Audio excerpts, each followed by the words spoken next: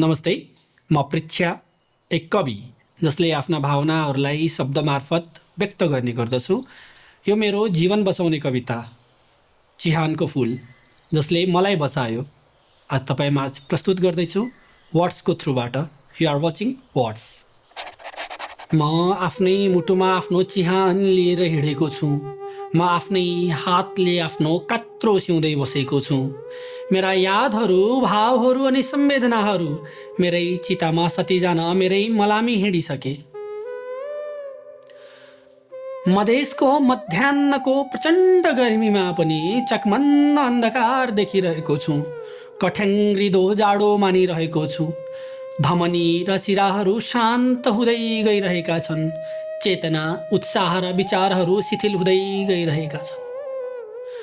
मुटुमा परेको त्यो भारले मेरो मुटुको चाल मन्द मन्द हुँदैछ। सास लिन भारी हुँदैछ। लाग्छ चाँडै यसको चाल बन्द हुँदैछ। म दिनदिनै क्षणक्षणमै मर्ने आसमा, मर्ने आसमा एक एक घडी अरू बाँच्दै हिँडेको छु। म आफ्नै मुटुमा आफ्नो चिहान लिएर हिँडेको छु। म आफ्नै हातले आफ्नो कात्रो सिउँदै बसेको छु। तिमीले अब एक न्याय गरिदिनु। अब मलाई भेट्न सलाई बोकेर आइदिनु।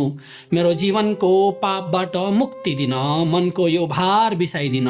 मैले आफ्नै हातले सजाएको मेरो चितामा आगो लगाइदिनु। किनकि तबसम्म पल पल र हर क्षण म आफ्नै मुटुमा आफ्नो चिहान लिएर हिँडेको छु। म आफ्नै हातले आफ्नो कात्रो सिउँदै बसेको छु। मेरा यादहरू, भावहरू अनि संवेदनाहरू मेरै चितामा सतिजान मेरै मलामी हिँडिसके। प्रियसी, तिमीले मेरो एक काम गरिदिनु।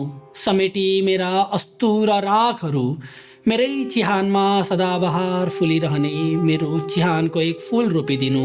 चिहानको फुल रोपिदिनु। Thank you for watching. अब अर्को एपिसोडमा चाँडै भेट्नेछौँ। त्यसको लागि वर्ड्सलाई निरन्तर सब्सक्राइब र लाइक गर्दै गर्नुहोला। धन्यवाद।